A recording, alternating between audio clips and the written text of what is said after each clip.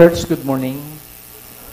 So I'm thankful sa Panginoon for allowing me to have this wonderful vacation. Nagpapasalamat ako sa Panginoon and even for the leadership of the church for giving me ample time to recuperate. Siguro sa iba sa inyo na hindi nakabatid, ano ba yung dahilan bakit si Pastor ay nag-ask ng sabbatical leave? Well, first and foremost, unknowingly, ako po pala ay nakaranas na ng stroke. At naramdaman ko po yung aking sarili na nahilo talaga, hilong-hilo. Akala ko, vertigo lang. So, I just never mind that. And yun pala talagang stroke na. And yung mga subsequent na pangyayari, pagkatapos noon, parang nawala na yung aking sanity. Kaya minsan nasasabi ko sa mga elder, parang wala ako sa katinuan. Kasi, bakit ko nasabi? It's because kahit anong basahin ko, hindi ko na maintindihan. Kahit yung Bible, gusto kong basahin. At I'm fond of books. I bought books para pag gusto ko. Hindi ko na maintindihan yung mga binabasa ko. Okay, so sabi ko parang hindi yata tama. Tapos iba't iba yung pumapasok sa isipan ko. No? Kung ano-ano. Siyempre makasalanan na, tapos kung ano-ano pa yung papasok sa isipan ng kaaway, hindi lalo nang nagdusa. So, pa-check up kami ako, then I found out na meron talagang nangyaring mild stroke at namaga ang isang bahagi ng aking brain, isang ugat, ay hanggang ngayon ay swollen.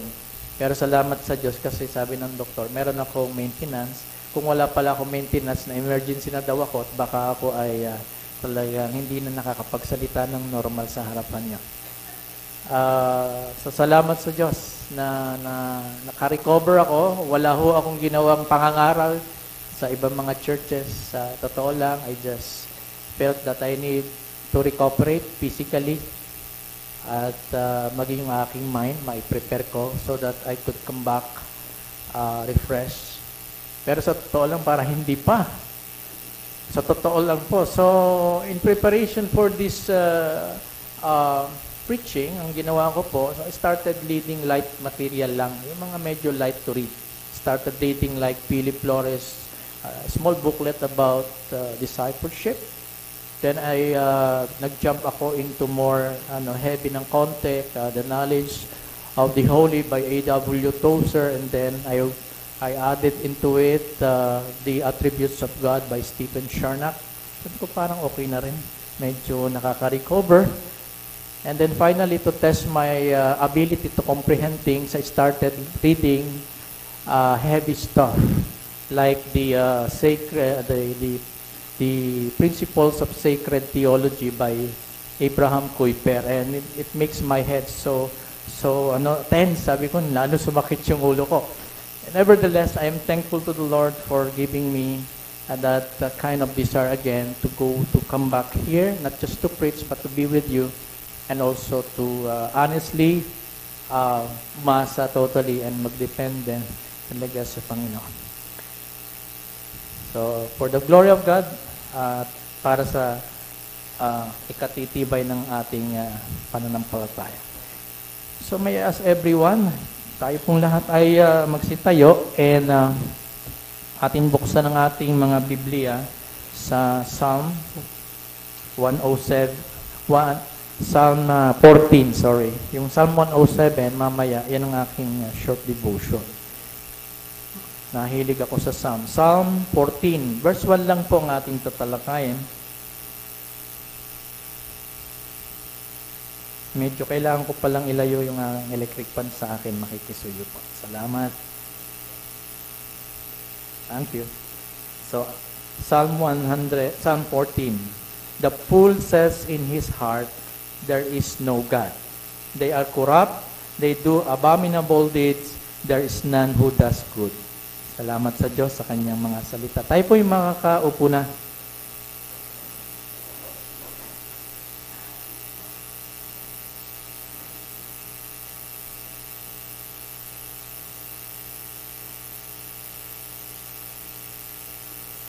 Okay. So, since back na po ako sa ministry, I was just thinking and praying, Lord, ano ba yung magandang subject para sa pangangaral? And upon reading two books about the attributes of God, sabi ko, ito ang kailangan ng mga mananampalataya at kailangan ko rin na palakihin natin ang ating kaalaman sa Diyos sa pamagitan ng pagtalakay sa mga katangiang tanging ang Diyos lamang ang nagtataglay. So, yun ang ating tatalakayin sa personally, yun ang aking tatalakayin at yung magkakaroon natin ng tamang kaalaman sa Diyos. Ako'y naniniwala na ito ay nagbubunga hindi lamang ng tamang pagsamba, kundi ng tunay na pagsamba. At kung mali ang ating pagkaunawa o pagkakakilala o idea tungkol sa Diyos, ito rin naman ay magbubunga ng maling uri ng pagsamba. At sa ating pagsamba sa Diyos, ito ay nakadepende sa pagkakaalam ko natin kung sino siya, sa kanyang revelasyon ayon sa mga salita niya, at kung paano niya ipinakilala ang kanyang sarili sa atin. We cannot have our own concept of God apart from what God has already revealed in Himself through the Scriptures. So, hindi magiging katanggap-tanggap po ang anumang uri ng pagsamba sa Diyos na hindi natin kilala. Tama po ba? Pag hindi natin kilala ang Diyos na sinasamba natin, hindi yan katanggap-tanggap. O hindi rin katanggap-tanggap ang mapagsamba sa Diyos na mali ang ating pagkakakilala o merong tayong wrong concept o idea tungkol sa Kanya. Alam nyo, linggo-linggo tayo nagpupunta rito. At napakaganda itong pangitain sa bawat isang mananampalataya. Kakatipon tayo, hindi para magbenta ng cosmetic, hindi para makipagmaritisan, sabi nga ni Elder Ramil. Totoo naman. Kaya lang di naiiwasan dahil matagal lang hindi nagkikita. Pero ang isang pinakapangunahin na dahilan bakit tayo nagkakatipon ito, tuwing linggo, ay walang iba kundi ang Diyos. Tama po ba? Walang iba kundi ang Diyos. At dahil diyan, akin nga po minarapat na talakayan ang paksang ito sa mga katangiang tanging ang Diyos lamang ang nagtataglay. Mga katangiang tanging sa Kanya lamang. Sapagkat ako po ay naniniwala na kapag makikilala natin ang Diyos sa kung paano niya ipinahayag ang Kanyang sarili sa sangkatauhan, if we know God according to His own terms, on how God wants Him to be known by men, mas magiging mataas ang ating pagpipitagan sa bawat pagtitipo natin sa mga darating ng linggo, buwan at mga taon. Mas mataas ang ating paggalang sa ating pagsamba sa Diyos kada linggo. Mas magkakaroon tayo ng tinatawag ni Tozer na deep sense of the majesty of God sa ating pagsamba. Mas magiging engaged ang ating mga puso sa pakikipag-ugnay sa Diyos sa ating mga pananalangin. At uuwi tayo sa ating mga tahanan pagkatapos ng mga pananambahan natin na nananabik muli sa araw na darating na pagsamba. Dahil nagkaroon tayo ng deep sense of the majesty of God. And we cannot go beyond what we can comprehend about God in the Scriptures. We cannot have our own concept of God. Ito ang problema sa maraming mga churches. Kaya naglipa na yung mga practices na hindi biblical because they have a wrong concept of God. Yes, they do believe like us sa mga bagay na may kinalaman sa Diyos like yung salvation ng Panginoon, yung pag-ibig ng Panginoon.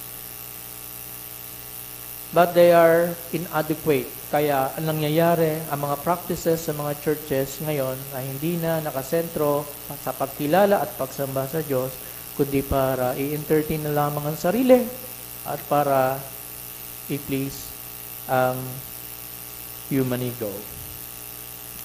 You know, low view of God leads to a low view of the church. Do you agree with that? Pag mababa ang tingin mo sa Diyos, mababa rin ang tingin mo sa iglesia ng Diyos. And the result of this low view of God is a shallow form of worship. A worship that is like the time of Jesus Christ among the Jewish people. A worship that Jesus had condemned. When Jesus said to them, "These people honor me with their lips, but their hearts are far from me." Sinasamba ako ng kanilang mga labi, datapwat ang kanilang mga puso ay malayo sa akin. Bakit sila nagkaganoon? And I believe they have a wrong idea of God. How come, Pastor? Bihasa sila sa Old Testament scripture. And yet, I could say, they still have a wrong view or concept or idea of Yahweh. At dahil dyan, mali ang kanilang idea, ano nangyari?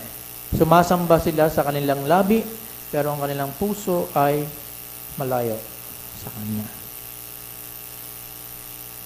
Ang mga katangiang ating pagtutunan tungkol sa Diyos ay hindi na ito bago sa mga nakaraang pangangaral. Bawat pangangaral sa pulpit, mayroong laman tungkol sa mga katangian or attributes of God.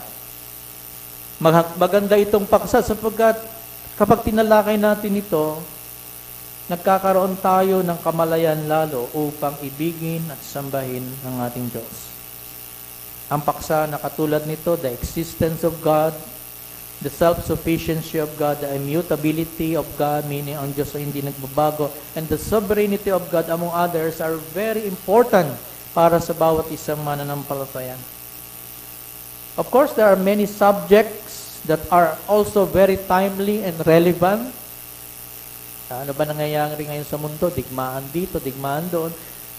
Pastor, maganda end times ang talakayan natin. Yes, they are very good and relevant in our days. And they are also necessary as far as our faith to God, our love and devotion to God, our spiritual growth, and our mission on earth are concerned. But I believe they are all secondary. Pangalawa lamang yan. Knowing Him deeply. This is the priority. This must come first. Knowing God more and more according to what He wants Him to be known. And they will only find its true meaning and purpose only after our knowledge of God. Yung ating mga ginagawa, yung mga mission, spiritual growth, discipleship, di po ba? We will only find its true meaning and purpose only after our knowledge of God has been deepened and has been expounded well deep enough in our hearts. Kaya allow me in the coming weeks ay matalakay ko itong tinatawag nating attributes of God. Bagamat hindi ko matatalakay lahat, but I'm trying to figure out which one is very important, very relevant to us as a church. Sapagkat sa paglalim po ng ating pagkakakilala sa mga attribute o katangian ng Diyos, ito ay magdadala sa atin again sa isang mataas na uri ng pagsamba na ating ginagawad sa Kanya. Our lips will burst into praise.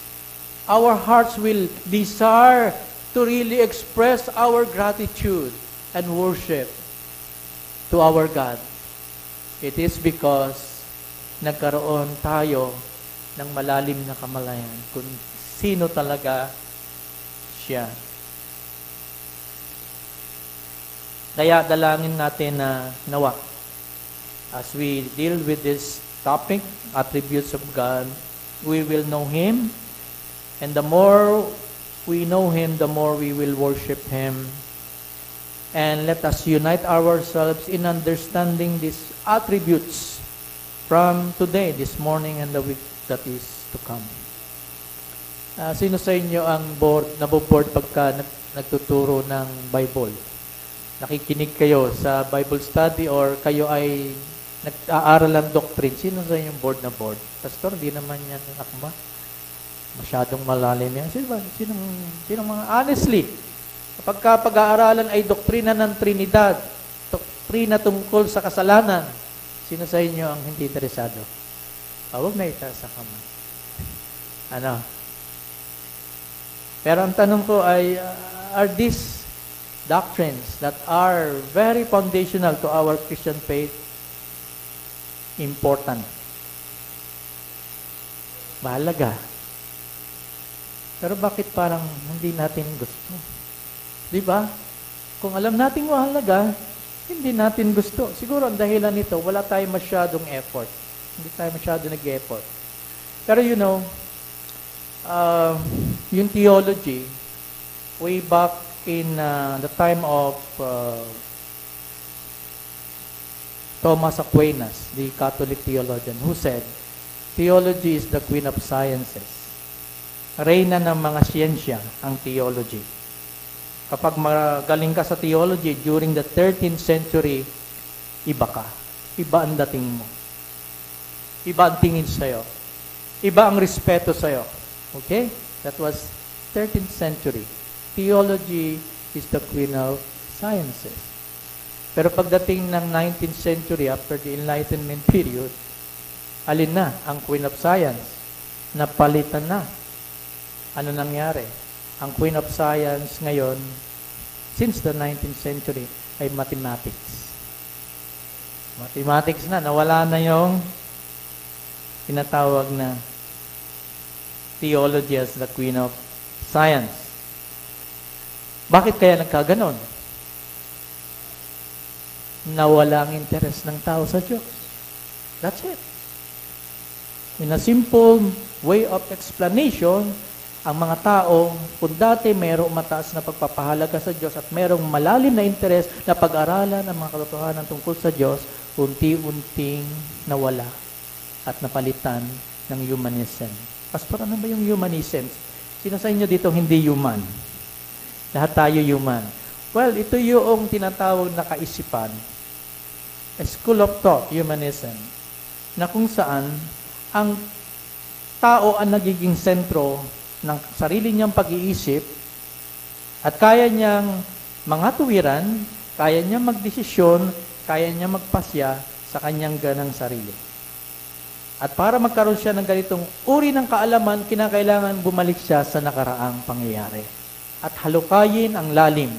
Kaya during the time of the humanistic period, during the time of the Renaissance, in the 13th century onward, bumalik sila sa classical literature. Pinag-aralan nila ang Greek, lumalim sila sa Latin, at nagkaroon sila ng iba yung karunungan. Kaya lang, eventually, pagdating sa period of Enlightenment, 18th, 19th century, or Age of Reason, nawala na yung ganong uri ng pag-alam sa mga klasikong mga bagay at katotohanan. Napalitan na ng tinatawag na pag-alam sa kayang gawin ng sarili. At sa panahong ito ng Age of Reason, tinuring na patay ang Diyos. At ang may kakayanan at karapatan at responsable sa kanyang ganang sarili ay walang iba kundi ang tao na lamang. So, konting part ng history. Pero alam nyo, malaki ang naiambag ng tinatawag na humanism para magkaroon ng kamalayan, karunungan, katulad ni Martin Luther, upang maunawaan niya ang tunay na kahulugan ng salita ng Diyos. Sapagkat nung panahon na yon, ay ang talagang kinikilalang version ng Bible ay Latin, Vulgate Jerome. Ngunit dahil nabuksan ang kamalayan ng tao, nakaya pala niya mag-isip, mag-reasoning, halukayin ang orihinal na lengguwahe ng Griego, nakaproduce si Erasmus ng Greek New Testament. At sa pamamagitan ng kanyang pagbabasa ni Luther ng humanistic na salin ni Erasmus, naunawaan niya ang orihinal na salita ng Diyos. Lalo na ang pagpapawalang sala ng Diyos sa isang makasalanan sa pamamagitan ng pananampalataya, hiwalay sa mga gawa. So imagine how important it is, theology for us. Napaka-importante. Yung mga nauna sa atin, nagsunog ng kilay. No? Ngayon, parang, Pastor, ikaw na lang mag-aral, Brother Ed. Hindi pwede. Sama-sama tayo na palalimin ang ating pagkakaunawa sa mga doktrina ng ating Panginoon.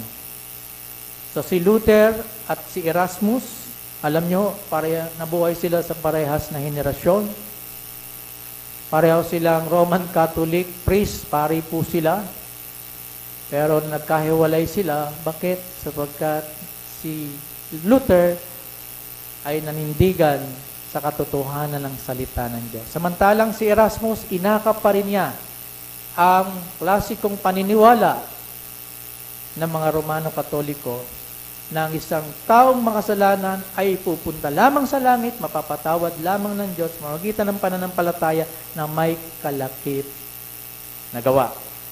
Ayon kay Erasmus, sa kanyang aklat na limbag noong 1524, na ang pamagat ay the freedom of the will, may kakayanan ng tao na gumawa ng mabuti para siya itanggapin ng Diyos sa kabilang buhay. Kaagad namang kinontra ito ni Martin Luther sa pagsulat niya ng aklat na tinatawag na The Bondage of the Will, na kanyang ipinapahayag doon na ang tao sa kanyang bagsak na kalagayan ay walang kakayanang pumili na maging mabuti o gumawa ng mabuti at piliin ng Diyos upang siya'y maligtas.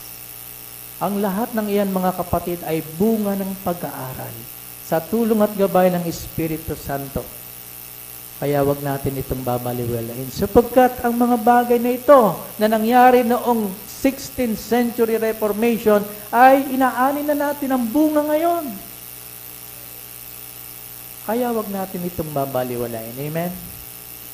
Maaari kayo lumapit sa amin, mga church leaders, kung meron kayong mga personal problem on ugnayan o mga bagay na pwede niyong ipanalangin o ilapit sa amin. Pero when your leaders announce, let us do a Bible study. Let us study the Word of God. Do not skip as if lilindol mamaya. Ha? Okay ba? Pastor, may lunch ba? Ay, kahit walang lunch, tuloy lang. Mamaya may prayer meeting mamaya. Anyway, so, importante ito, mga minamahal ko, yung ating ginagawang ito, na ito natin ang ating mga gawain sa Panginoon lamang. Noong 16th century, ang malaking usapin noon o concern sa iglesia ay sound theology. Tama? Ngayon, sa ating panahon, 21st century, anong may concern ng church? Church growth. More ministries. More strategies. Hindi umubra itong sistemang ito. Subukan naman natin ito. Iyan lang ngayon ang pinagkakaguluhan. Mangilan-ngalan lamang. Marami pa rin naman mga church na talagang bumabalik sa foundation na kung saan importante ang katotohanan ng pagtuturo. Now, when it comes to understanding the attributes of God, I believe na hindi angkop ang ating lingwahe to describe these attributes. What I mean to say is that yung ating mga, pag sinabing attributes o pag sinabing katangian, ang ating ginagamit na salita ay characteristic or yung kalidad or quality or yung trait na meron. No? Ang Diyos o ang sino man sa atin alam naman natin yung tinatawag na personality. Sino sa inyo may personalidad? Wala naman siguro hindi personalidad dito. No? Yung nasa katinoan pa ng isip. Okay? Na ibig sabihin. Tayo, eto sa psychology, we are the sum total of our traits, characters, ambitions, desire.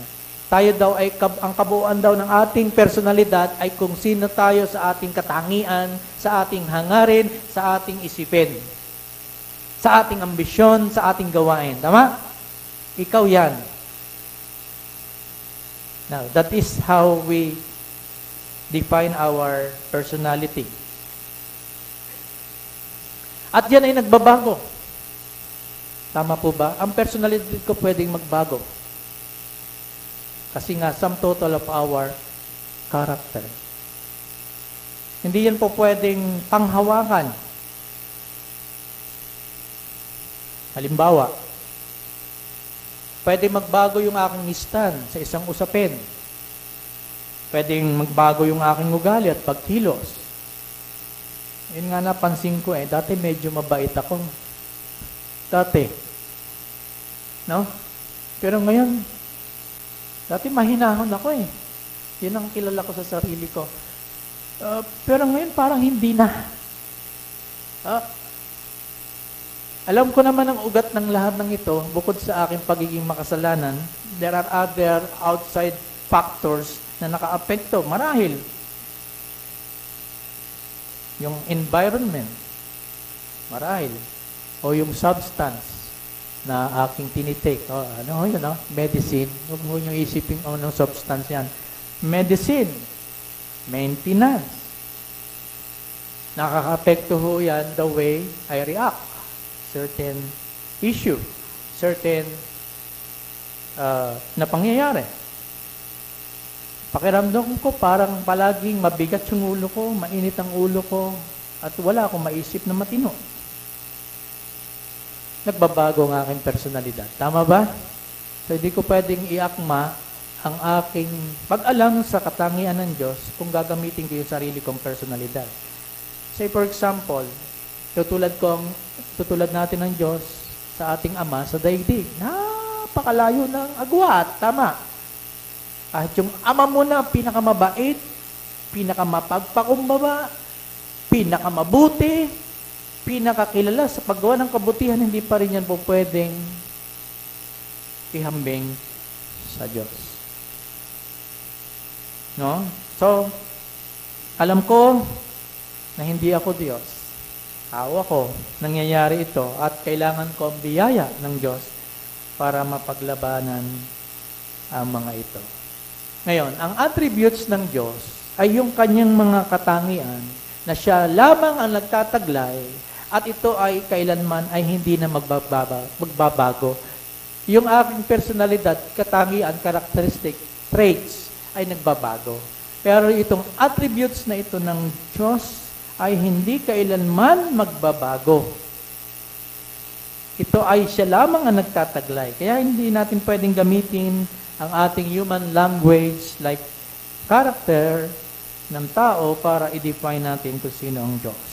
Kaya mas angkop na salita yung attribute. Attribute. Kaysa sa salitang characteristic or quality or trait. Kasi inherent yun sa Diyos, meaning only God has all those attributes. Walang tao meron nun. Kaya napakahalaga muli ng tamang pagkaunawa sa kung sino ang Diyos ayon sa kanyang pagpahayag ng kanyang sarili sa katauhan. At alam niyo po ba, tayo ay nasa panahon ngayon na kung saan karamihan sa mga tao, kabilang na kahit yung mga nagsasabing sila ay born again, marahil mayroon silang mali o kulang o sabihin nating erroneous concept of who God is. Pero born again na, sabi nila born again. Yung sumama kay Kibuloy, di ba? Born again daw sila. Yung mga nangangaral sa labas. Tapos naghihingi ng offering. Di ba? Born again. So, importante na makita natin na yung mga taong pwedeng tukuyin natin na may kakulangan sa pagkaunawa sa Diyos o mamaling kaunawaan sa Diyos ay mga relihiyoso. Hindi yung mga paganong walang relihiyon. Relihiyoso. Gumagamit din ng salita ng Bible sa kanilang mga pangangaral. Bumabanggit din sa pangalan ng Panginoong Hesus. Naniniwala din sa Diyos, sa Holy Spirit. Ngunit, sa kabila po ng mga pinaniniwalaang iyan tungkol sa Diyos, naniniwala rin sa Trinidad, ay nananatili pa rin kung hindi man kulang ang kanilang kaalaman sa Diyos, ay mali. Nananatiling mali. Tinatayuan kahit mali. At ako po'y naniniwala na isa sa mga dahilan kung bakit hindi malalim ang kaalaman ng mga tao sa Diyos ay ito. Ito po ang dahilan. Dahil isinuko na ng iglesia, ng church, ang dati niyang mataas at malalim na papahalaga sa sound theology. The church is to be blamed for that matter. Kapag isinuko na ng church ang sound theology, ay may expect mo. Hindi lamang inadequate view of God, hindi lamang erroneous view of God, kundi another God in a form of idol. Sa halip na maging sentro ng aral at buhay ng church ay ang pag-aaral, pagtuturo at pag-alam sa Diyos, hindi na ang Diyos ang nagiging sentro, kundi ang tao na. Kung ano na ang nais ng tao, kung ano yung popular, kung ano yung hilig ng tao, kung ano ang gusto lamang nilang marinig, yan po yung nangingibabaw ngayon.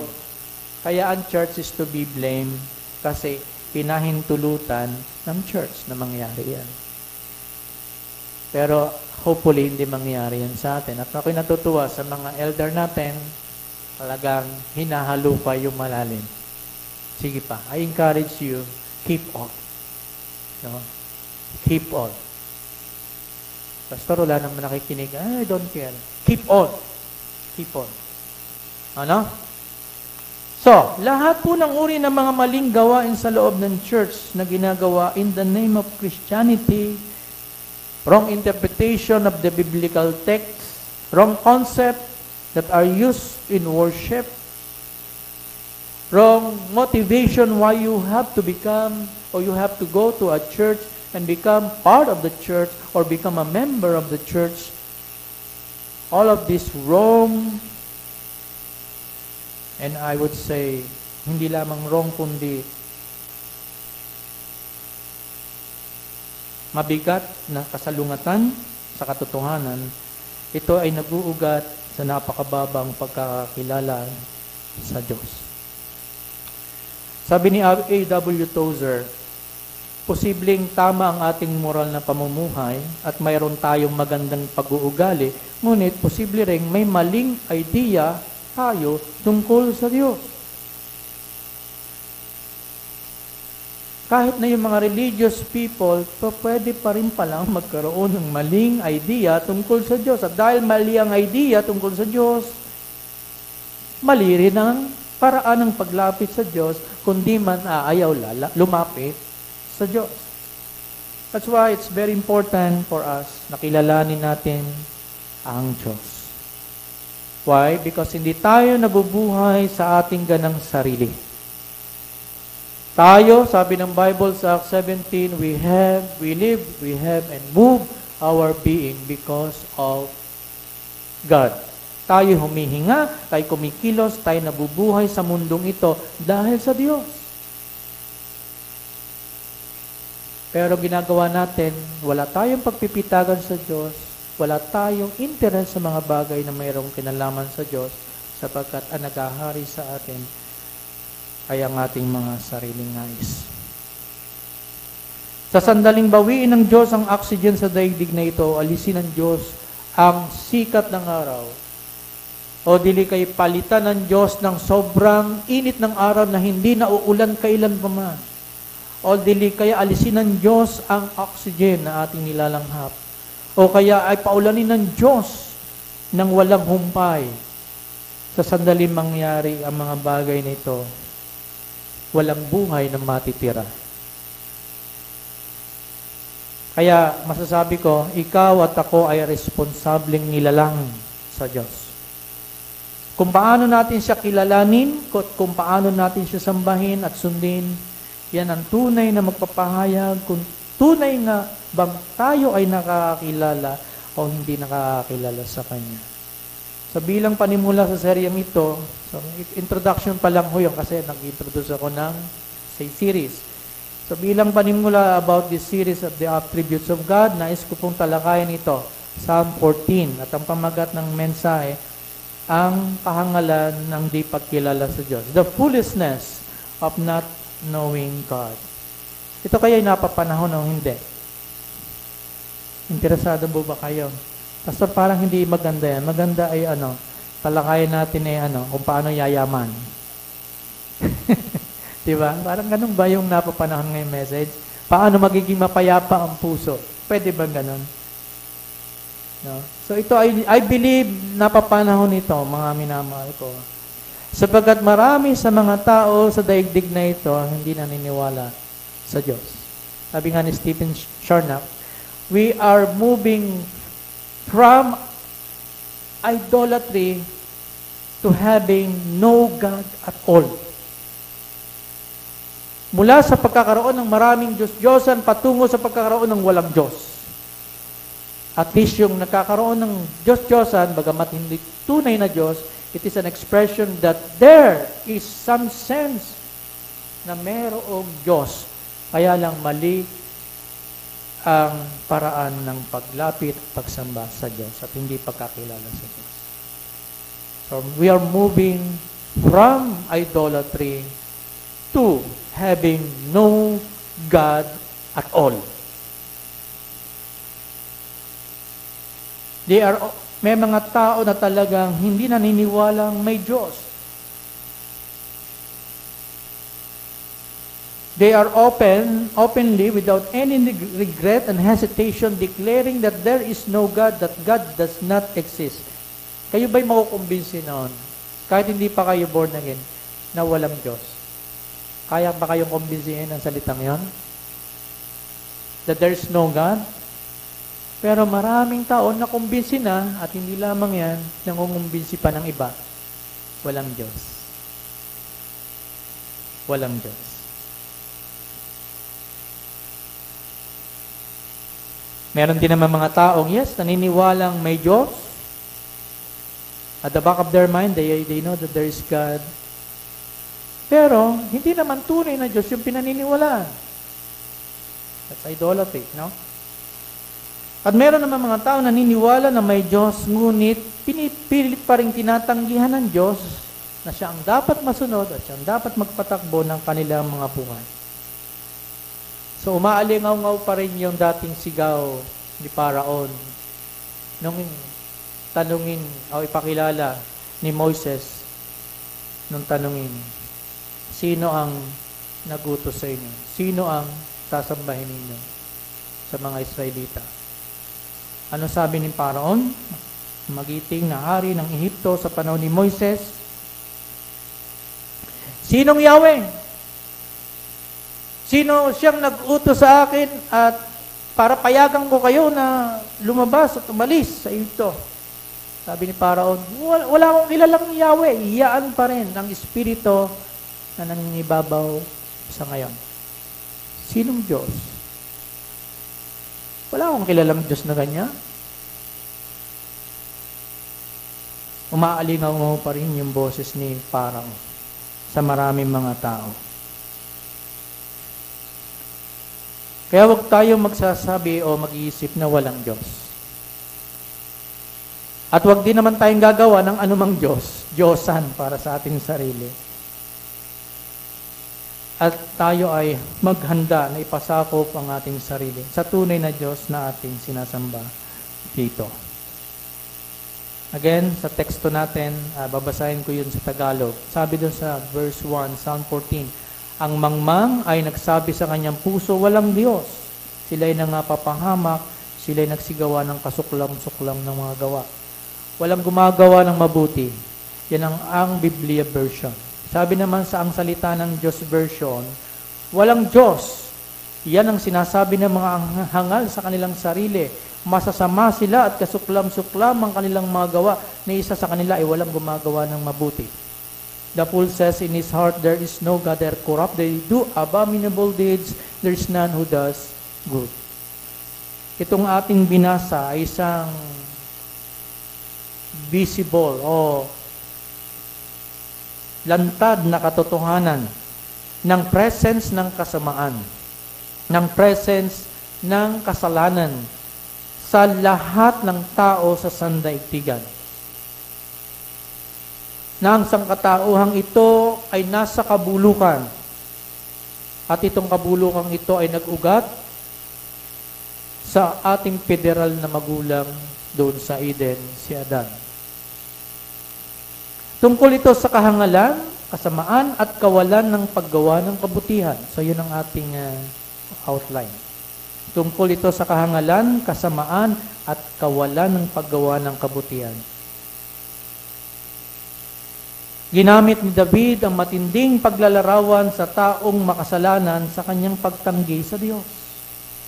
At tinawag niya ang taong tumatanggi sa Diyos bilang hangal. Well, nakakatuwa sapagkat maging si Apostol Pablo ginamit itong awit 14:1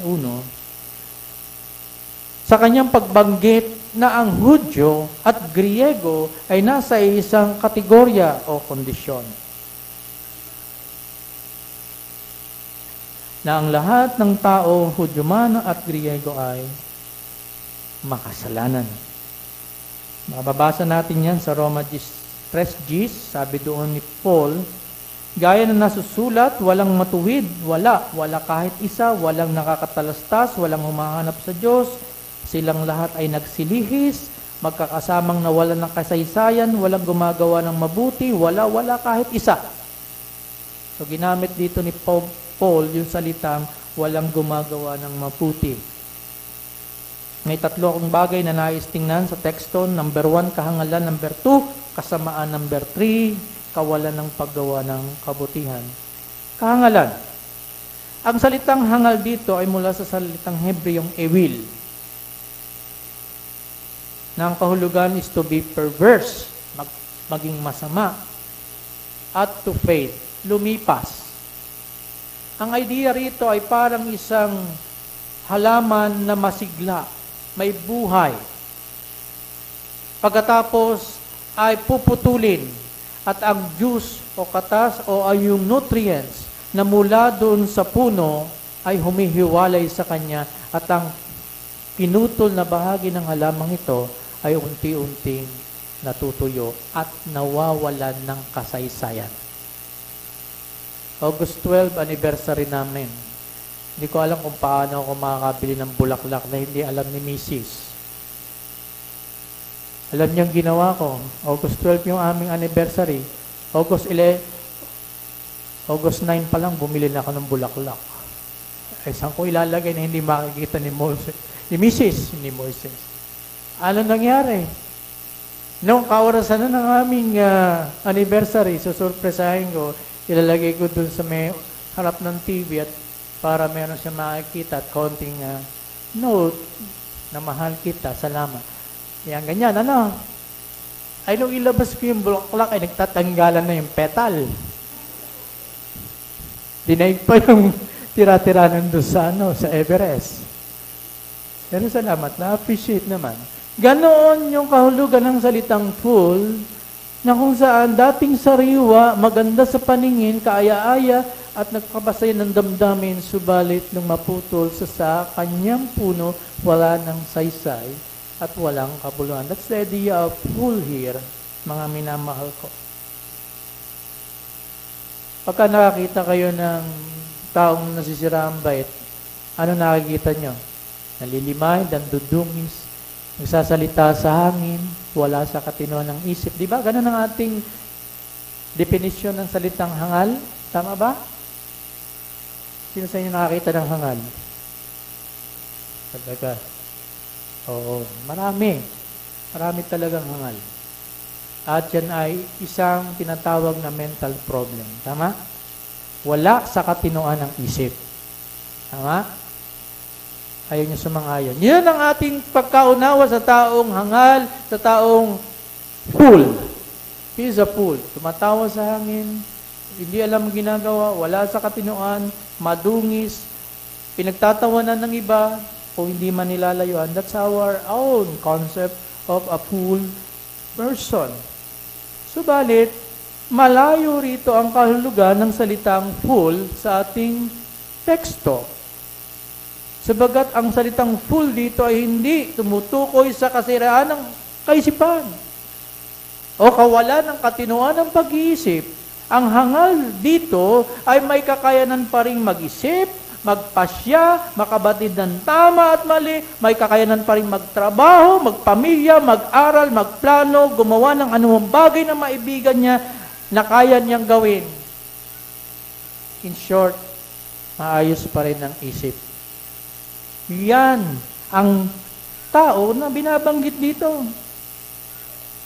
Ang hangal na binabanggit dito ay maaaring taong maraming salapi, may kayamanan, magandang damit, pinapalakpakan ng kapwa, taong maraming kaibigan, taong marahil kilala sa lipunan, matalino, mayaman. Hindi sira ang kaisipan. Ngunit sa kabila ng mga positibong bagay na ito na maaaring taglay niya, kabilang siya doon sa tinatawag ng Diyos na hangal. By the way, sino bang sinasabihan dito ni David ng hangal? At kung lalapat natin sa konteksto, halimbawa, kung ako ay hangal, sinasabi ko sa aking sarili, walang Diyos. So meaning, ang kausap ko rito ay hindi ibang tao, hindi ang Diyos, hindi ako nagpapahayag openly, walang Diyos. Verbally, sinasabi ko, walang Diyos. Ang kausap ko rito sa aking paghalalahan na walang Diyos, walang iba kundi ang aking sarili.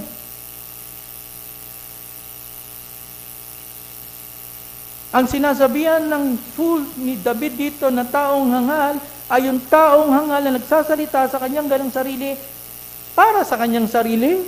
Kung hindi man para sa ibang tao na eto, walang Diyos.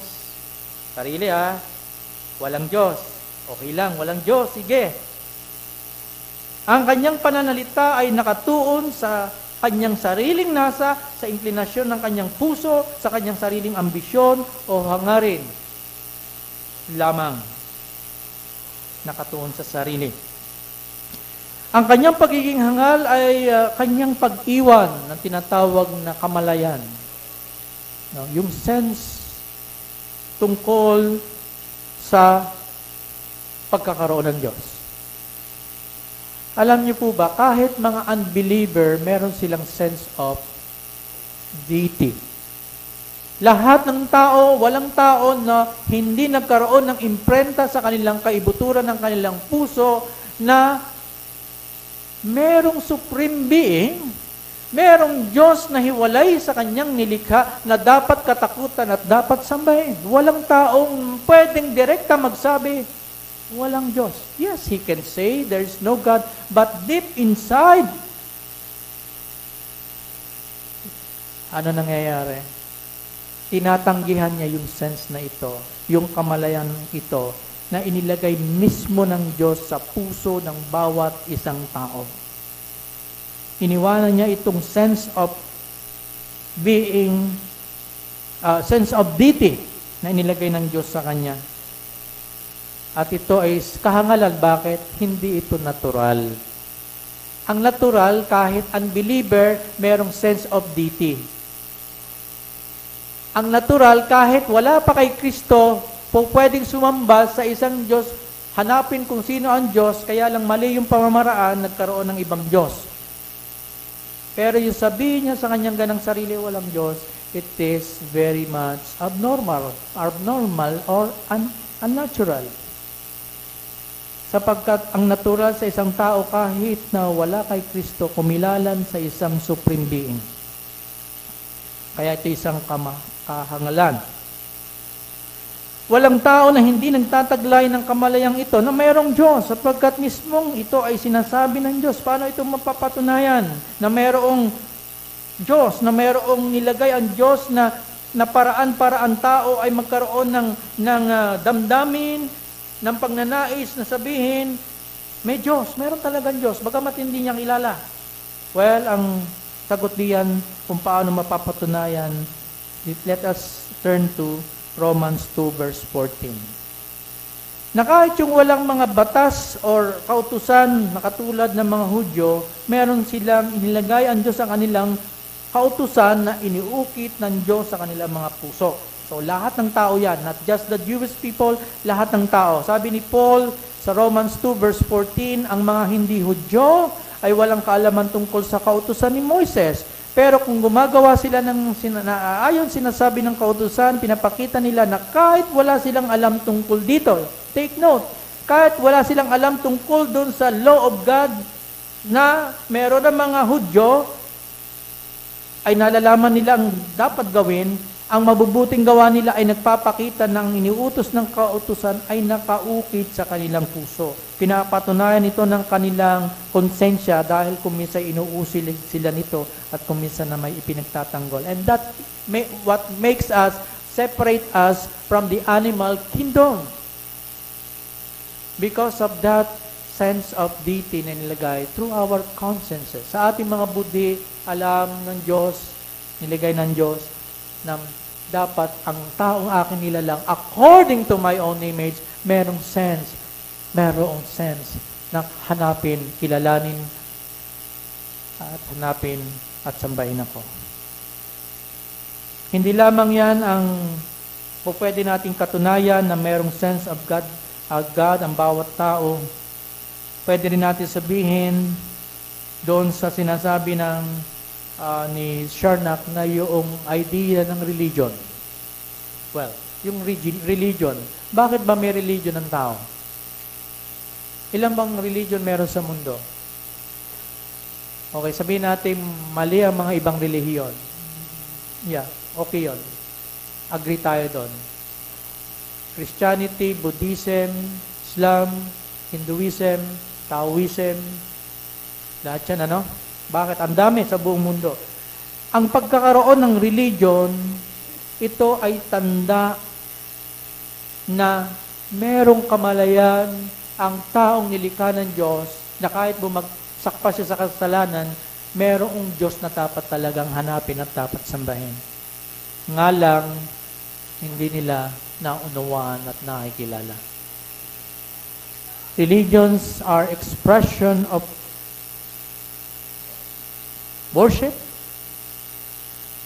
agreeing that there is a supreme being that needs to be worshipped.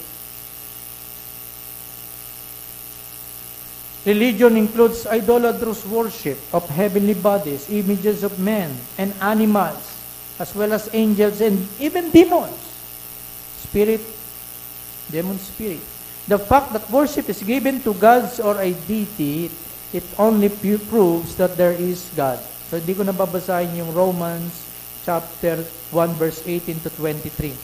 Alam naman natin dito, sinasabi dyan ni Paul, bagamat alam nilang may Diyos, okay?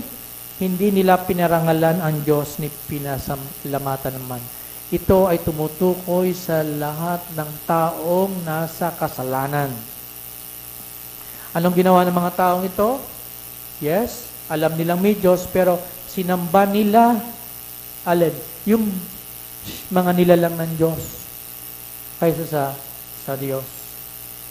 At yan ay masasabing paglitaw ng mga relihiyon. Kaya itong mga patunay na ito, na nasa tao, lahat ng tao, ay nagpapatibay lamang na ang Diyos ay naglagay ng binhi, the seed, sa tao upang hanapin siya. At yan ay ang konsensya, kung hindi man yung kanyang nilikha, the heavens declare the glory of God, Psalm 19, maging yung paglitaw ng mga relihiyon. At may pinanggagalingan po itong salita rito na ginamit na hangal at walang Diyos. Ang pagtangging ito ay nagmumula sa tinatawag na kasamaan o corruption o kabulukan ng puso at isip ng tao.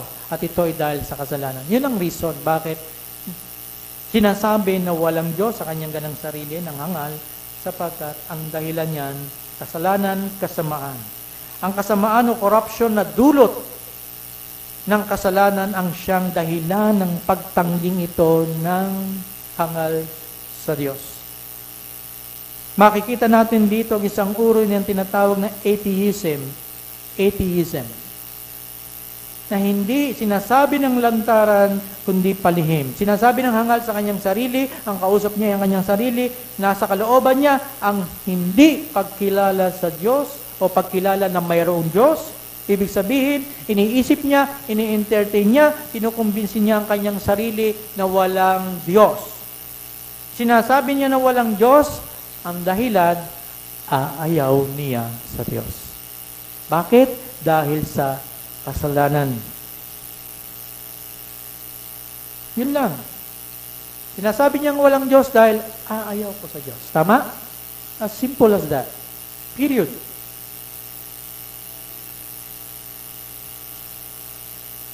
Ngayon, tatanungin ko lahat.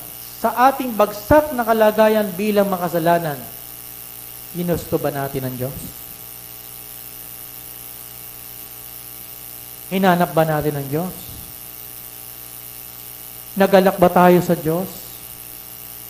Naging mapagpasalamat ba tayo sa Diyos sa ating bagsak na kalagayan? Mula ulo hanggang talampakan, apektado ng kasalanan.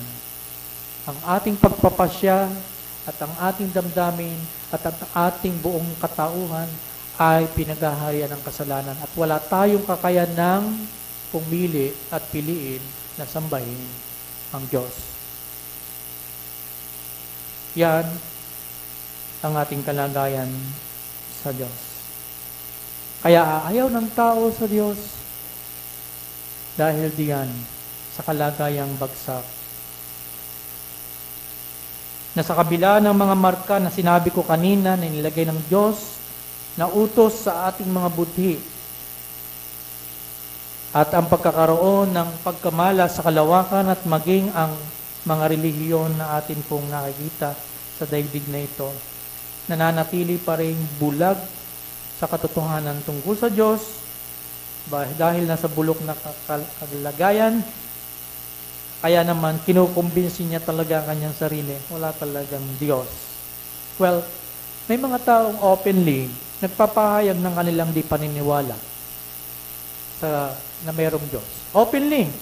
They mock every form of religion. Why? Kasi pag sinabing religion, it somehow expresses that there is a God that exists. Kaya, pati relihiyon, ayaw nila. Sapagkat yung mga relihiyon, it expresses worship to a God or to many gods or to God. Marami mga tao ganyan sa ating panahon. Yung mga modern atheists or yung mga new atheists, tinatawag. Sila ay willing to have a debate with Christian. Sila ay willing, open, without fear, and with great pride.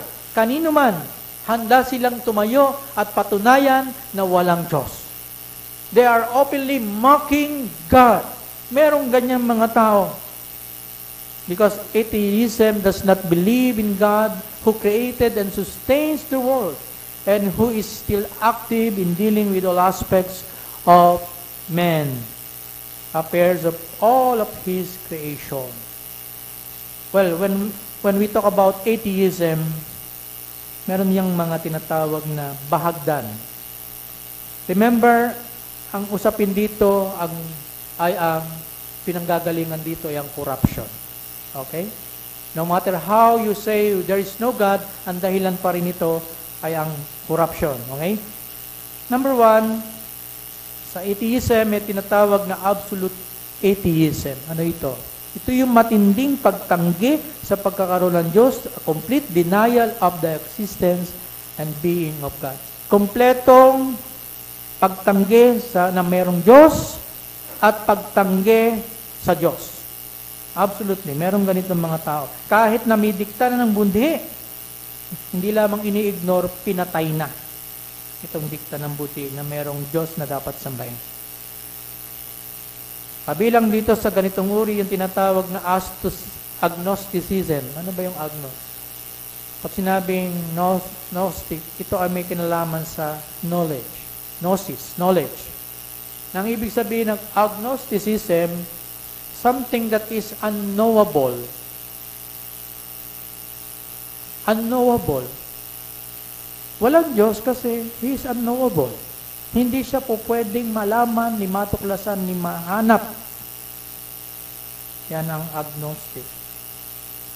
Pangalawa, yung tinatawag na secret atheism. Well, sino naman ito? Naniniwala na may Diyos? Yes. Naniniwala na may Diyos.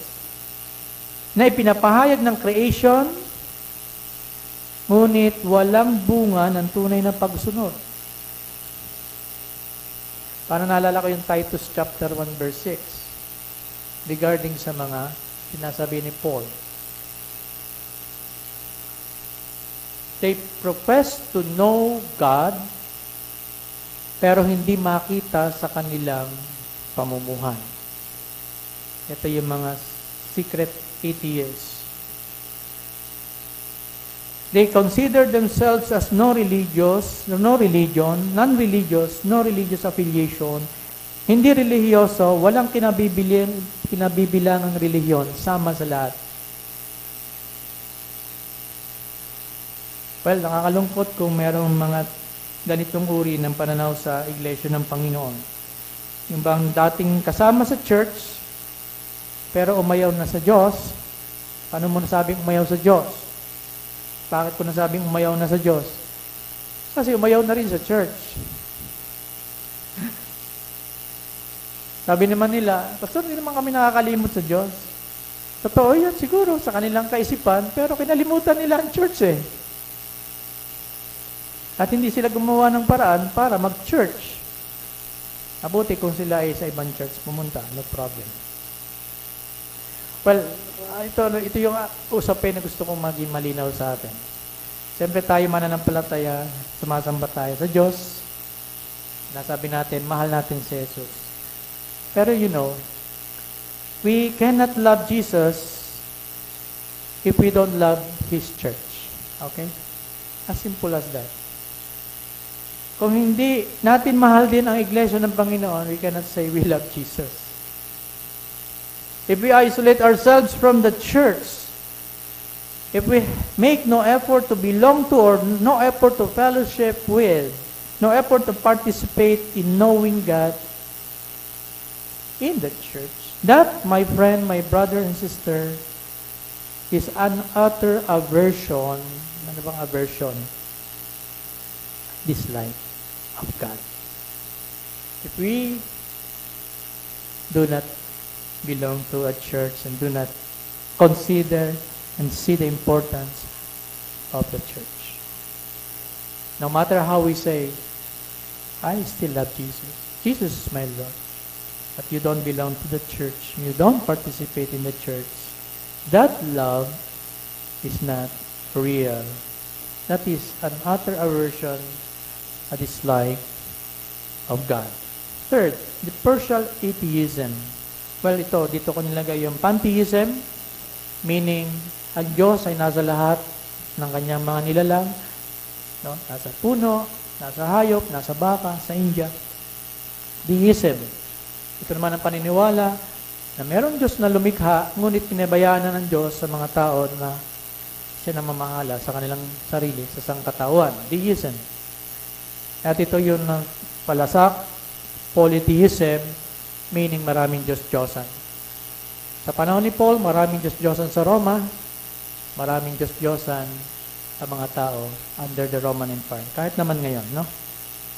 So this, in the sense, is a visible form of idolatry, itong partial atheism. The misrepresentation of God, itinulad nila ang Diyos sa kanyang mga nilikha. Marahil nag-iimbento sila ng Diyos na gusto nila, at kung aling Diyos ang angkop sa pangangailangan nila at pakinabang para sa kanila, yun ang Diyos na gusto nilang sambahin. Kung ganoon, ang salitang atheism ay hindi lamang pala tunay na pagtanggi na mayroong Diyos, kundi I believe sakop din ito pala ang paniniwala sa ibang Diyos at hindi pagpapasakop sa tunay na Diyos. Bakit? Sapagkat ano ba ang layunin ng atheism? The destruction and distortion of God. Yun lang naman. Bakit ayaw ng walang Diyos? Destruction of God. God is dead. I don't like God. That's it. Right? Yun lang. Yan ang layunin ng atheism. Wasakin ang paniniwala, pagkilala, pagsamba at pagpapasakop sa tunay na Diyos. Atheism exists to kill not just the idea about God, but God Himself. Ang argumento nila, kung pwede ka naman maging masaya kahit wala ang Diyos, bakit mo pag-aaksayahan na sumapi sa isang reliyon? Kung ang Diyos ang hahadlang sa iyong sariling gusto, iwanan mo siya, hadlang siya. That's atheism.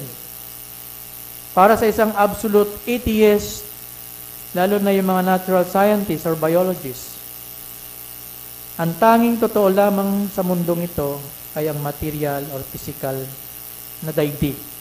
Yung nahalalasahan, nahahawakan, napapakinggan, nadadama, nakikita ng mga mata, yan lamang ang totoo. Outside of this material world, nothing exists. Yun ang kanilang paniniwala.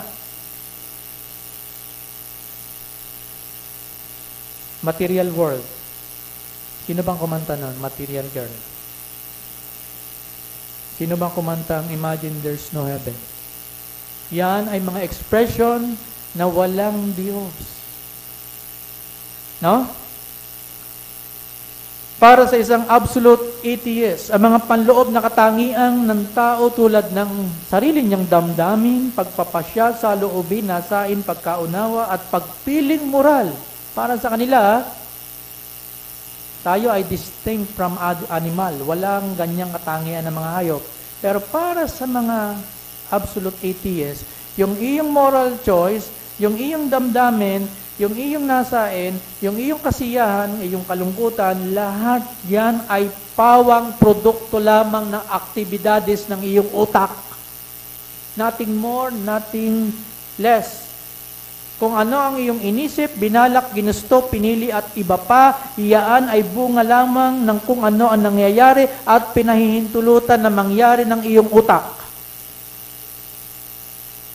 Katulad ko, parang totoo ito. Sabi ko, abay no ako'y ma-stroke, parang yung aking utak nawala na yung pag-analyze, yung pag-process ng mga binabasa ko'y nawala na. Ibig sabihin, nangyari doon sa aking utak ay nagka-problema, nagkaroon ako ng karamdaman. Pero ito higit na mas matindi naman ito sapagkat ang kanilang attribution ay pawang activity lamang ng biological system ng iyong katawan, ang lahat ng iyan.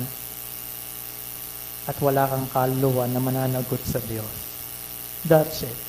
Enjoy to the max. Do whatever makes you happy. That's it. You don't need to belong to a particular religion. You can be happy. You can be good. You can be intellectually sound. You can have a good job even without God, without religion. That's it. Meron bang ganitong kaisipan? Even if you don't need God, you just have your way. Go ahead. Pagkatapos, pwede namang sabihin sa usaping moral choices na meron ng isang tao. Para sa isang absolute atheist, nakadepende na yung moral choice sa tao. Kung pipiliin mo masama o mabuti, ikaw yan. Kung pipiliin mo maging masaya, ikaw yan. Kung pipiliin mo sumuway, sumunod sa batas ng gobyerno, ikaw yan. Kung pipiliin mo sumaya, ikaw yan. Kung pipiliin mo maging malungkot, ikaw yan. Malaya kang gawin ang gusto mo at kung pipiliin mo maging masama at magpakasama-sama, ano mangyayari sa iyo? Hindi ka magiging masaya.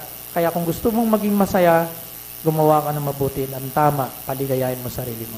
Sapagkat pag gumawa ka ng masama, misery. Miserable ang buhay mo. Piliin mo yan. Ikaw yan. Ikaw magdidesisyon. Kahit walang reliyon, kahit walang Diyos, kaya mong gawin yan, walang pipigil sa iyo. Amen? No amen. Ayaw ko ng ganyan. Hindi tayo agree doon. Tama? Hindi, ginising ko lang kayo. Tama ba yung sinabi ko? No amen doon, di ba? We don't agree with that. Pero yaan ang nangyayari sa ating daigdig. Pasensya na kayo, 10 pages ho ito inihanda ko. Kaya baga kayo, 3 buwan ninyo akong pinagpahinga eh. Bumabawi lang ako. Anyway, hindi naman yon. Pero napaka-importante nito sapagkat yan ho ang ating kalagayan sa daigdig na ito. Bakit di na kailangan ng relihiyon para sa isang atheist? Dahil ang usapin, again, ang relihiyon ay tungkol sa isang makapangyarihang supreme being o deity o Diyos na hindi maaaring makita at hindi maaaring makilala gamit ang ebidensya o pagsusuri gamit ang science. Na kahit gamitan mo ng kaiisip at paputukin mo ang isip mo, hindi mo talaga maunawaan ang Diyos. Our knowledge of God comes from the written word, the scriptures. But I believe it's more than that. No eyes have seen nor ears have heard what God has prepared to those who love Him. But we are enlightened, and the scripture is sufficient to bring us to this God of light. Amen? Yon. Ngayon, dahil wala namang Diyos according to atheists at meron lamang material na mundo na pwedeng matuklasan ang origin, paano mo nga naman masasabing may Diyos kung hindi mo malaman kung saan nagmula? Samantalang, yung mga bagay na yan, alam mo, sasabihin nila, may pinagmulan yan. Ang theory nila, Big Bang, Darwinism. So kung hindi kayang mapatunayan ng science at ng reasoning ng tao, hindi yan tunay. At ito pa, kayang ibigay ng science ang happiness, ang comfort, ang leisure, ang pleasure na gusto ng tao. Look at your gadget. That's a product of science. Kayang ibigay niyan ang happiness. Diba? If you want to be happy, science is the answer. No God. Okay, no problem. That's atheism. Ang religion ay expression ng tao tungkol sa kanyang paniniwala sa isang supreme being. Pero, kahit nga walang supreme being na pwedeng paniwalaan para sa isang atheist, hindi na mahalaga yan. Hindi na kailangan yan. He can manage without religion, without God, without Christ. Now, let me go to this man. This man is not just a confessed, professing atheist, but a promoter of atheism. He wrote a book called God Delusion. Ilusyon lamang ang Diyos. Okay? Ito ay si Richard Dawkins. Makikita niyo yan sa YouTube, makikita niyo. Buhay pa yan. He is 83 years old. He was born in Kenya. Ang kanyang tata ay Briton. Siya ay isang biologist by profession, a very bright professor in Oxford University in England. And he's promoting atheism. Sabi niya, to be an atheist is a realistic aspiration and a brave and splendid one. You can be an atheist who is happy, balanced, moral, and intellectually fulfilled. Ang maging ateista ay isang makatotohanang hangarin at isang matapang at napakagandang hangarin. Maaari ka maging isang ateista na masaya, balanse, moral at intelektual. So, talikuran mo na ang Diyos. Nagpo-promote siya. Ang mga kabataan ngayon, kapag hindi natin nabantayan, maaaring masway sa ganyang uri ng filosofiya at pananaw. Dawkins views the present war in Ukraine, for example, in Russia, in the Middle East, between Hamas and Israel, as product of religion. Kaya relihiyon, walang pakinabang yan. Walang buti yan. Bakit? Ito mo, nagdidigmaan dahil sa relihiyon. No? Muslim versus Jewish people, di ba? So, kung ikaw ay hindi nag-iisip, maaaring masway ka. So I can say that atheism, listen to me. I can say that atheism is a heart issue, stemming from a heart that is not yet regenerated. An issue of the sick heart, why the fool says in himself, there is no God. And even this so-called atheism though sinasabing there's no God, is another form of idolatry. They could say there's no God, but this is another form of idolatry in a different way of expression. Right? Parang hindi kayo makasi. Pastor, paano nangyari yun? Hindi nga naniniwalang may Diyos. Tapos sasabihin mong mayroong sinasampang Diyos? Idolatrous? Because this is an issue of the heart. Whatever takes the place of God in our hearts, that become an idol. Tama? Tama ba? And for this atheist, wala na ang Diyos. Ano na palit? Sariling kaligayahan. You can be happy even if without God. You know, idolatry, sabi po ni A.W. Tozer, this is the most hated form of sin in the sight of God. Pinakamatinding uri ng kasalanan ang pagkakaroon ng Diyos-Diyosan o idolatry sa harapan ng Diyos. Why? Because sabi niya, it is a form of libel. Libel, ano ba yung libel? Pag sinabing libel, nagkakaso ng libel, ano? It's a form of defamation, slander, paninirang puri. Yan ang ginagawa ng idolatrous person. Ano ibig sabihin yan? Sinisira ang puri mo ang Diyos kapag ikaw ay mayroong ibang Diyos na sinasamba. And idolatry is the sum of all sins. It's not pride. Pride could become also an idolatry. Idolatry again is the sum of all sins. Akala nating idolo lamang Diyos-Diyosan ay yung mga kahoy, semento, tanso at bato. No. Whatever takes the place of God in our hearts, that is an idol. Kaya nakakagalit yan sa Diyos. Ano ba naging kasalanan ng mga Israelita? Di ba paulit-ulit na pagsamba sa ibang Diyos? Tama ba? Pag-iwan kay Yahweh at pagkiling at pagbaling ng atensyon sa ibang Diyos?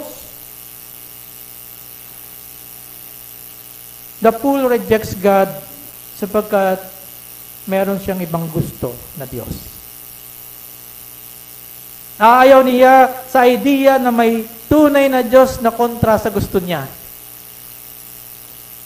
Ayaw niya sa idea na may Diyos na magpaparusa sa Kanya, na may Diyos na hahatol sa Kanya, na may Diyos na magsasabi kung ano ang dapat niyang gawin at hindi dapat gawin. Ayaw ng hangal ang ganyan. Ayaw niya na magkakaroon ng takot sa isang Diyos na magbibigay ng panloob na preno para sa Kanya upang gawin niya ng walang pipigil ang anumang bagay na ikaliligaya niya. Ayaw yan ng isang hangal na tumatanggi sa Diyos. In short, atheism is idolatry. An atheist only worship himself, his lust for pleasure, his happiness, than to recognize God. His rejection of God is not just inside, but visible outside. Why I say so? Because his sinful habits and behaviors are manifestations of his rejection of God. Yung kanya mga ginagawa sa labas, dahil wala nga pipigil sa kanya, wala siyang kinatatakutang hatol ni magpaparusa at magagalit ng Diyos sa kanyang mga ginagawa. Tuloy-tuloy ang kanyang pagkilos. Meron siyang panlabas na ginagawa as a manifestation of that rejection of God that happens already in his heart. He rejects God who is omniscient by ignoring the truth that God knows everything that he is doing. Wala siyang pakialam na merong Diyos na nagmamasid, nakakaalam ng kanyang ginagawa, at siya magbibigay sulit sa lahat ng kanyang ginagawa. He doesn't care.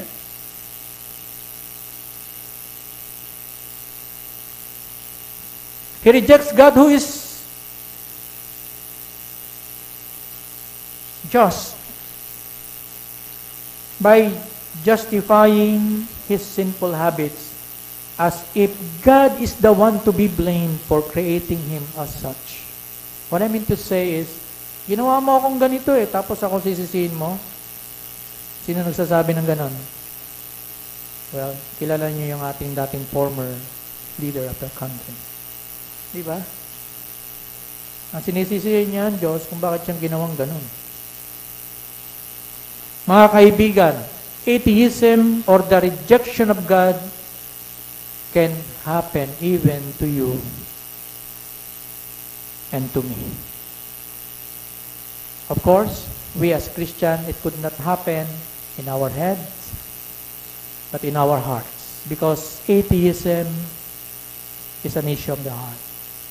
Yes, we may have the right theology of God, but deep inside sa ating mga puso, aayaw nating tayo ay pakikialaman ng Diyos, sasabihan ng Diyos. In short, aayaw nating sundin ng Diyos dahil mas gusto pa rin nating tayo ang masusunod. We are on a daily battle against doing the will of God on our own will. Merong paglalaban sa ating mga mananampalataya. Doing the will of God, subjecting ourselves to God, or our own will, which in essence is outside of God, which in essence is partial atheism, because we don't want God. Napakialaman tayo.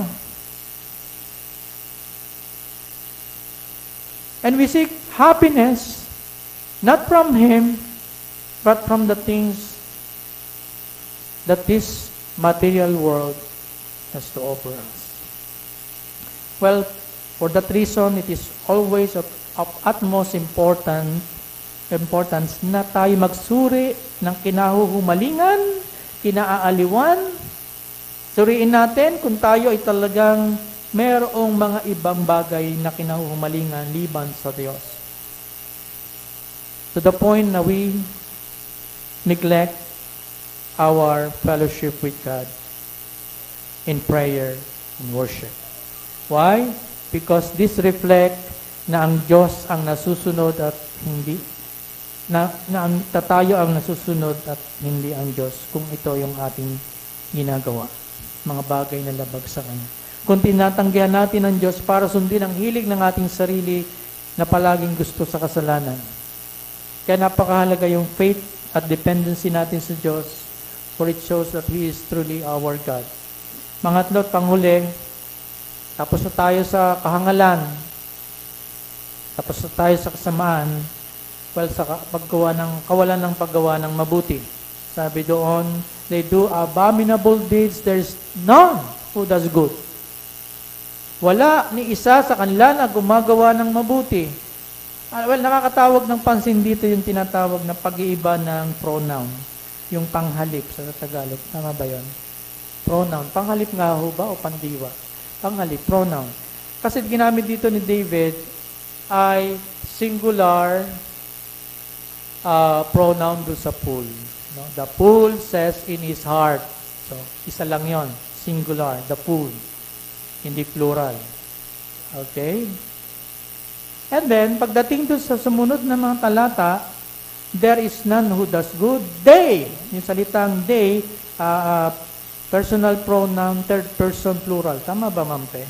Third person plural. Meaning, from singular to plural, they do. No one among them does any good. So, dito po, inuna ni David at binigyang diin niya yung dahilan ng kasamaan. Ang kahangalan ng pagtanggi sa Diyos. That's the root cause of all corruption. Pagtanggi sa Diyos. At pagkatapos ay ito na, yung naging bunga ng pagtanggi ito ng mga tao na nananahanan na sa kanilang mga puso at kalooban. Ano yan? Yung tinatawag na paggawa ng mga abominable, kasuklam-suklam, at hindi paggawa ng mabuti. Ang dahilan niya talaga, mga minamahal ko, ay di pagkilala sa Diyos. Ang laging bunga ng di pagkilalang ito, kasamaan at kawalan ng paggawa ng mabuti. Ang kasalanan ito ay may tinatawag na sphere or reigns, dominion. Ang kasalanan ay dalawa. The sin of commission and the sin of omission. Ang sin of commission, ito yung mga bagay na nagagawa natin na labag sa kalooban at kautusan ng Diyos. At ang sin of omission, ito yung mga bagay na mabuti na dapat nating gawin, subalit hindi natin nagawa. Ngayon, sino sa inyo ngayon ang makapagsasabi na hindi siya kabilang sa ganitong kalagayan? Lahat tayo. We fail to do what is proper. We fail to do what is good. And we do those things that are unlawful or mga bagay na hindi nais ng Diyos. We all belong to this category. Kaya yung spirit ng kasalanan, wala tayong matatakasan. Hindi ka nga pumatay. Hindi mo naman tinulungan ang iyong kapatid, di ba? O, may ginawa. Alam mong kaya mong tumulong, hindi mo naman tinulungan. So, kaya talaga napakabigat ng ating kalagayan. Ang kasalanan ay hindi lamang paglabag sa kautusan ng Diyos, kundi hindi paggawa ng mabuti na alam nating mabuti. Yan ay kasalanan. James chapter 4 verse 17. At sino ang makakaganap nito? That is my question. Mayroon bang tao na makapagsasabing nagagawa niya ito? Hindi ko kaya. Ako, hindi ko kaya to. Kayo, kaya niyo po. Hindi, no? Sinong tao makapagsasabing hindi ako yan? Wala. Sinong taong hindi lumalabag sa utos ng Diyos? Wala. Sinong taong alam niyang mabuti ay hindi niya magawa na ang mabuting gawain niya? Wala. Si Pablo rin na nagsasabi niyan. Hindi ko maunawa na aking sarili, ang mabuti na gusto kong gawin ay hindi ko magawa at ang masama na aayaw kong gawin na siya ko nagagawa. At ito ay araw-araw sa ating buhay. Nandito tayo sa ganitong kalagayan. Pero purihin ang Diyos. Bakit? Dumating sa atin ang Diyos. Inabot tayo ng Diyos. Hindi tayo ang humanap sa Diyos, tayo ang hinanap ng Diyos at inilapit niya sa kanyang ganang sarili. Hindi ba ito mabuting balita? Sa bagsak na kalagayan ng tao, in his total depravity, wala siyang taglay, iniisip, ginagawa kahit pamabuti na gawain na nakikita ng mga tao sa panlabas, para matakasan niya ang kapangyarihang ito ng kasalanang nananahanan sa kanya. Kahit pa may paniniwala siya na mayroon talagang Diyos, even if he believes in the existence of God, that faith will not save him. Again, ulitin ko yon. Many people believe that there's God. But that kind of faith cannot save and will not save him. Why? Because it's not faith in the existence of God that will save him from sin and from God's judgment due to sin. But faith in the person of Christ Jesus. What kind of faith is that? Faith na hindi lamang naniniwalang may Diyos, kundi faith na nagbunga na isang pusong binago, pusong hinipo ng Diyos upang hanapin, kilalanin, tanggapin at sambahin siya. Na ang object ng kanyang faith ay maliwanag na Sa Diyos na hindi lamang nag-i-exist, kundi sa Diyos na sa Kanya'y nakipag-ugnay, umabot, nagmahal, nagpakita ng habag na awa, nagmalasakit, at nagpagaling sa Kanyang sakit na espiritual. Yan ang faith na makapagliligtas sa Kanya, not just faith in the existence of God. Paano siya magkakaroon ng faith na ito? Through the outworking of the Holy Spirit, sa pamagitan ng pakikinig ng mabuting balita ng Panginoong Jesus. Sa pamagitan ng salita ni Jesus, magkakaroon siya ng pananampalataya sa pagkilos ng Espiritu Santo, bibigyan ng Diyos ng kalinawan ng kanyang pag-iisip. Kikilos ang Diyos upang buksan at buhayin ang kanyang patay na Espiritu. Hindi po mahalaga ang kalidad ng pananampalataya na mayroon tayo. Hindi po ito'y palalima ng faith. Hindi po ganon. Maganda yon. I'm not saying na hindi yung maganda. Pero faith that save is not about the quality of our faith. We might have a faith that is as small as a mustard seed. Very small. No? It's not so significant. Hindi yung faith na nakakapagpalipat ng mga mundo o yung pag nag-lay hands ka, gumagaling yung mga may sakit, nagsisilaya sa mga demonyo. So it's the object of faith that is far more important. This is a quotation, author unknown, that is more important than the quality of faith. It's not great faith in a little God, but little faith in a great God. And what a great God we have. We have a great God. So I invite you to trust Him. Yes, mga kapatid, mga kaibigan, you may doubt the existence of God. Especially sa panahong parang ang feeling mo malayo siya sa'yo. But it does not erase the fact that God truly exists for you. You may feel that there is no God, but your feeling is deceptive and cannot be trusted. But if you only open your heart to God, acknowledge your sin, beg for His grace and pardon, He is ready to receive you into His kingdom.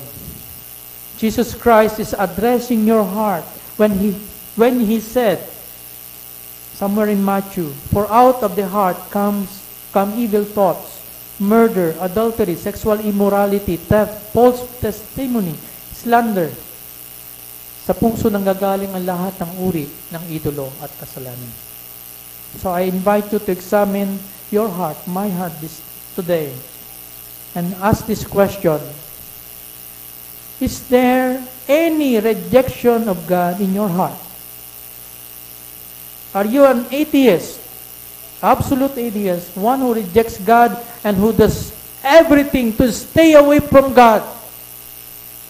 Ikaw ba yung tumatanggi sa Diyos at tumatakas at gagawin ng lahat para layuan ang Diyos? You are an atheist. Do you aim to destroy God and His works in your life? Are you a partial atheist na naniniwala hindi sa tunay na Diyos na ipinapahayag ng Bible?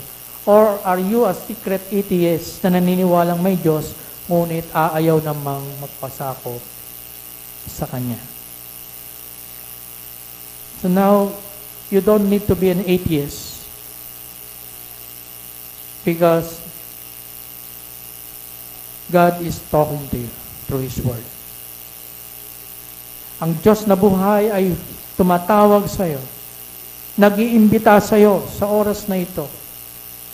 Come to Him and be saved.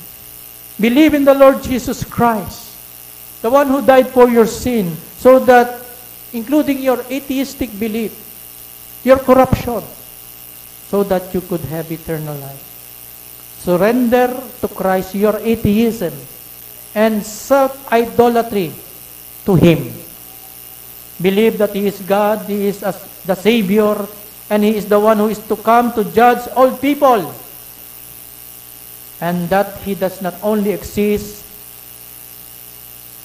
before there was time, matter, and space, before science came into being, but He is the God who created you and who longs to save you for Himself, for His own glory. You don't have to be an atheist. I invite you to believe Him at ililigtas ka niya mula sa kahangalan. Ililigtas ka niya mula sa iyong pagkakalubog sa kasamaan at kasalanan. Na kahit wala kang kakayanang gawin na mabuti, patatawanin ka pa rin, ililigtas ka pa rin, sapagkat namatay na ang Panginoong Hesus para sa iyong mga kasalanan sa krus. So don't be an atheist. Don't have any God than Jesus Christ. Let's pray. Lord, indeed, it's a long sermon, but you're opening up our minds, Lord God, to know you, the only true God, and your Son, Jesus Christ. There are many people outside of this church that needs the gospel. Marahil ang iba sa kanila, they're not openly proclaiming na walang Diyos. Marahil marami sa kanila hindi makapagsabi ng ganun verbally. Pero through their works and through their ignorance and through the way they perceive God, having a poor or wrong idea of God, nire-reject kanila. So we pray, Lord God, kami na nandito, patuloy mo po kaming uhawin sa pagkilala sa iyo. Kayo ang pinakasentro dito, Panginoon, sa church. Help us, O Lord God, na talagang maitas namin kayo. Before we leave this world, may proclaim namin kayo sa lahat ng mga nilalang. For your glory and honor. In the name of Jesus Christ, our Lord. Amen. So ako'y nagpapasalamat sa matyagang pakikinig. And I believe this is the longest sermon recorded. But I hope you learned something. And the Lord bless you.